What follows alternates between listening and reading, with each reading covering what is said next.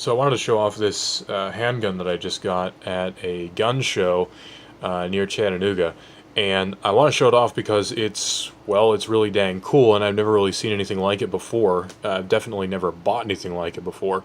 So what this is a Norinco or Norinco, however you want to pronounce it, and it's officially labeled as a T54 9mm para. If you see that right there, T54 9mm para. By the way, this weapon is, oh, the hammer's up. It's hard to do this with a hammer up. There we go. Weapon is clear. I'm at an awkward angle, so it's a little bit difficult. Now, the weird thing about this gun is that, and yes, I just flagged myself, but the gun's empty. The weird thing about this gun is that it's sort of a Tokarev, but not. I'd say it's more Tokarev than it is not. But this gun is sort of tied up in some interesting firearms history at the same time. If you look on this side of the gun, I'm not sure how well you can see that with the lighting. There we go. Made in China by Norinco, importer KSI, Pomona, California. Now, from what I can tell, KSI is K Sports Imports or K Sports International, depending on what you're looking at. Now, K Sports, I think, is more well known for importing SKSs.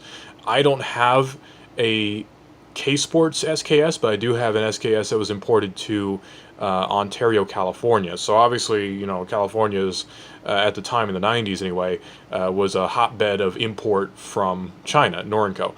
Now, I can date this to at least before 1996 because K Sports went out of business around 1996 because of allegations of importing Chinese weaponry after the embargo was placed. So if you know your history, you know Bill Clinton placed an embargo against Chinese arms. Specifically, Norinco was named in that embargo, so there are no more new Norinco Chinese arms in America after the year, I believe, 1996 or 1994.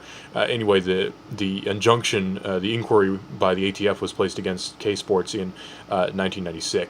So we know this gun is from before then or at that year if it's one of the guns that was illegally imported. So this gun, like I say, it's basically a Tokarev, and it says right on it, you know, 9mm Parabellum T54 Tokarev. But if you, it doesn't say Tokarev, but if you look up T54 Norinco, you'll get just straight up Tokarevs like you would expect to see, right? The Russian gun based on the Browning design. Well, that's not what this is, because this has features that Tokarevs do not have. The main difference is how it disassembles. I'm not sure if I can do this on camera, but you'll see that it has a disassembly notch like you would see on a 1911. Now, I don't own a 1911 to compare it to, but I found a bunch of photos online. It's easy enough to, you know, find pictures of 1911s. So it has that disassembly notch right there, and it disassembles exactly like you would expect a 1911 to, with the one specific caveat that you don't, and I'm going to move my head out of the way here, you don't have to use this detent. I'm sure you can use this detent to relieve spring pressure, but like the Tokarev, you just disassemble it after you take this pin out, and the spring you sort of hold in place with your thumb. It's a weird method of disassembly, but it's got this standard Browning tilting barrel, I believe is the name of the design, like you would expect out of a Tokarev or out of a 1911.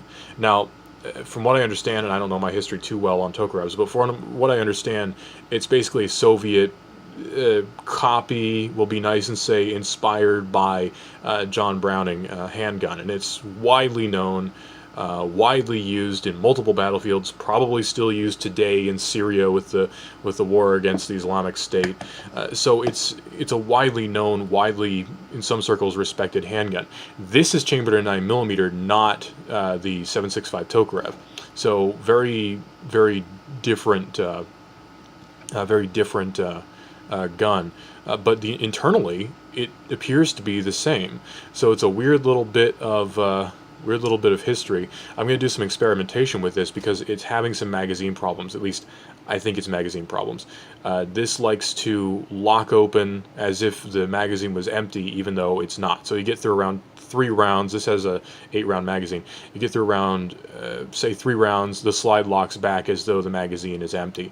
I believe that's a magazine problem, so I bought, and I don't know if this will work or not, but I bought for 18 bucks a 9mm 1911 magazine. From what I can tell, just looking at the pictures online, it looks the same. So this came with 4 magazines. I bought it at the gun show, and the cutout here is the same from what I can tell. This little witness hole is the same from what I can tell. Really good magazines. They're really robust, really sturdy. They're excellent magazines. It's just that they're probably older than me. So nice little bit of firearms history. Weird Chinese gun. I've not seen any of these in the wild, but if you're an older gun owner, maybe you bought Chinese guns, Norinco guns in the past, maybe this is familiar to you. The guy I bought it from sold it to me for $375. He got it marked down for $400. It came with 4 magazines, so I really can't complain at that deal. And other than the slide hold open problem, it's been an excellent gun. It's very, very accurate. It's basically a tack driver. I love it. So if I can get it to the point where it's reliable, I think it'll be a decent gun. It's already a decent gun. I think it'll be an excellent gun if I can get it to not have that magazine release issue. So if you have any suggestions on how I may mitigate that, please do let me know. And thanks for watching.